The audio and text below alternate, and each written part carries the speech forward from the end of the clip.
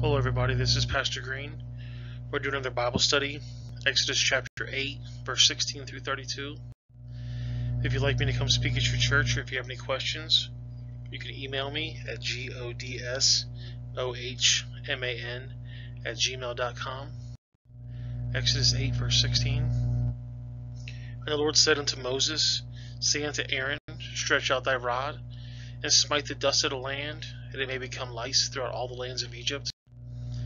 And they did so, for Aaron stretched out his hand with his rod, and smote the dust of the earth, and it became lice in man and beasts. All the dust of the land became lice throughout all the land of Egypt. I don't know if you ever seen lice or had lice, but it's not a very fun thing. They get in your hair, they lay eggs, they just go all over the place, and the amount of itching is it's unbearable. And sometimes if you itch too much, you start getting little sores on your head. This article here says that they live among human hairs, and they feed on the blood from the scalp. Head lice are a common problem, especially for little kids. Head lice are annoying, but they're not dangerous, and they don't spread disease. But if you leave it untreated, this has complications. Along with the emotional distress and sleep disturbance, head lice can lead to a number of complications when left untreated. For example, frequent scratching can cause a breakage of the skin, which can leave you vulnerable to infection. And this right here is the Egyptian goddess Sekhmet, or also Sekhmet, in English, in the Egyptian religion. She's a goddess of war and the destroyer of the enemies of the sun god Ra. She was associated with both disease and with healing and medicine. And like other fierce goddesses of the Egyptian pantheon, she's called the Eye of Ra. You know, the God of the Bible showed the Egyptians he's boss over this god when he gave them sore boils, which we'll read about in the next chapter. These are just a couple pictures of her. And then you have Geb, which is the Egyptian god of the earth. He's the Egyptian god over the dust of the earth. And it says here, the Egyptian plague lice from the dust of the earth. Still Pharaoh would not concede, even after the display of power for the Lord, or magnificent plague. He would not let them go. At the command of Moses, Aaron was told to stretch out his rod and smite the dust of the earth. When he did, the dust became lice throughout all the land, both people and beasts. The very dust was referred to this creation process of man, and now used to plague men, as a reminder of his mortality and sin, which both lead to death. Finally, the magicians of Pharaoh are humiliated, being unable to compete with his power, and it was so much greater than themselves, the power they had from the Egyptian gods and goddesses, and they professed this is the finger of God.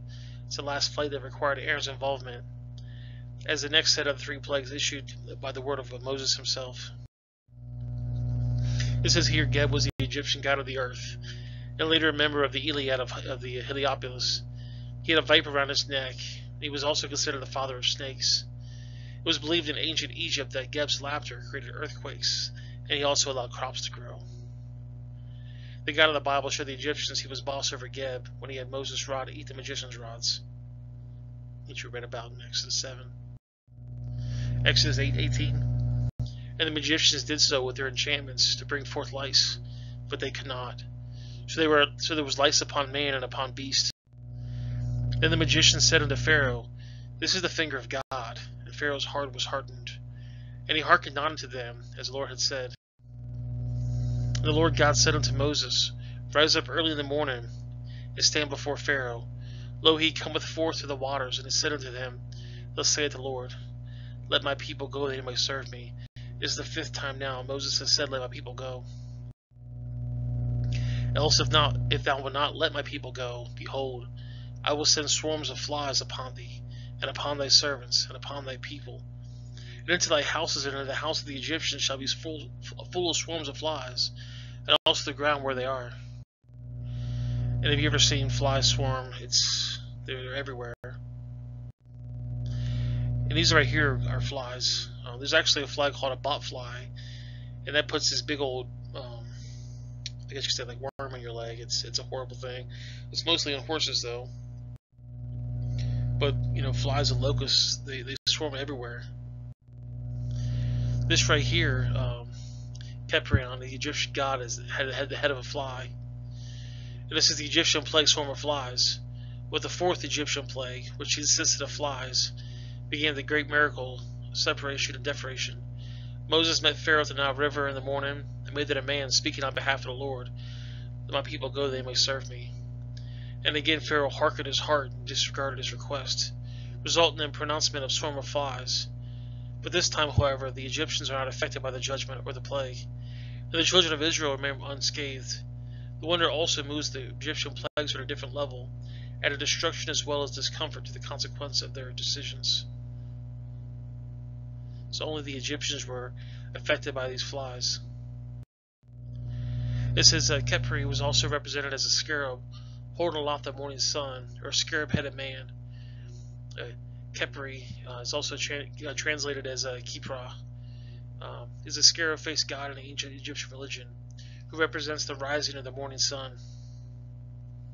And the God of the Bible showed the Egyptians he was boss over Khepri when he had darkness for 3 days, which we're going to read in Exodus 10:21. And you can actually see different Egyptian rocks here that has a scarab on it, the Egyptian writing on the back. Exodus 8:22. And I will serve in the day the land of Goshen, which my people dwell, that no swarm of flies shall be there, to the end thou mayest know that I am the Lord in the midst of the earth. So Moses is saying that where my people live, the Jews, in Goshen, there's not going to be any flies there. And if you read throughout the Bible, Exodus 10:2, it says, "Let that ye may know." 11:7, that ye may know. 14:4, that the Egyptians may know. 29:46, that they shall know. All throughout Exodus, Moses is saying, God's telling you these things so that you may know, or that the Egyptians may know, or that people should know. And people ask sometimes, how did the children of Israel end up with the best land in Egypt? Well, there's a good story in the book of Genesis. Genesis 45, starting with verse 1. Then Joseph could not refrain himself before all of them that stood by him, and he cried, because every man go out from me. And there stood no man with him, while Joseph made himself known unto his brethren. And Joseph said unto his brethren, I am Joseph, does my father yet live? And his brethren could not answer him, for they were troubled for his presence. And Joseph said unto his brethren, Come near unto me, I pray you. And they came near. And he said, I am Joseph your brother, whom you sold into Egypt. Now therefore be not grieved, nor angry with yourselves, that you sold me hither, for God did send me before you to preserve life. For these 2 years has the famine been in the land, and yet there are 5 years in which there shall be neither earning nor harvest. And God sent me before you to preserve you of prosperity in the earth, and to save your lives by a great deliverance. So now it was not you that sent me here, but God. And he made me a father of Pharaoh, a lord of all his house, and a ruler throughout all the land of Egypt. Haste ye, and go to my father, and say unto him, Thus saith thy son Joseph, God has made me lord of all of Egypt. Come down unto me, and tarry not. And they shall dwell in the land of Goshen, and they shall be near to me, thou, all the children, and all the children's children, and their flock, and their herds, and all that thou hast. So because Joseph was basically the vice Pharaoh, he got to pick whatever he wanted, and he put his people in Goshen. And the Pharaoh said unto Joseph, Say unto your brethren, This do ye, lay your beast, and go into the land of Canaan, and take your fathers and your households, and come to me, and I will give you the goods of the land of Egypt, and ye shall eat the fat of the land. Back to Exodus 8:23. And I will put a division between my people and thy people. Tomorrow this shall be sign be.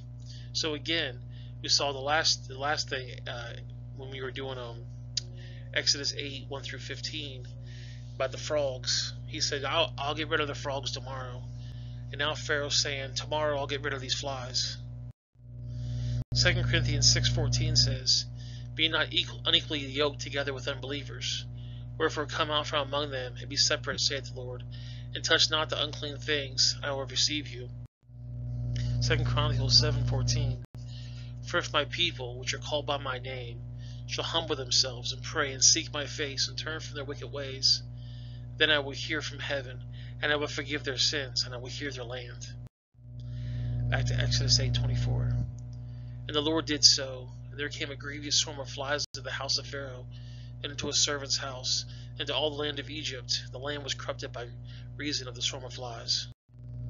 You can imagine there was flies everywhere. Flies get on everything. They eat all your food.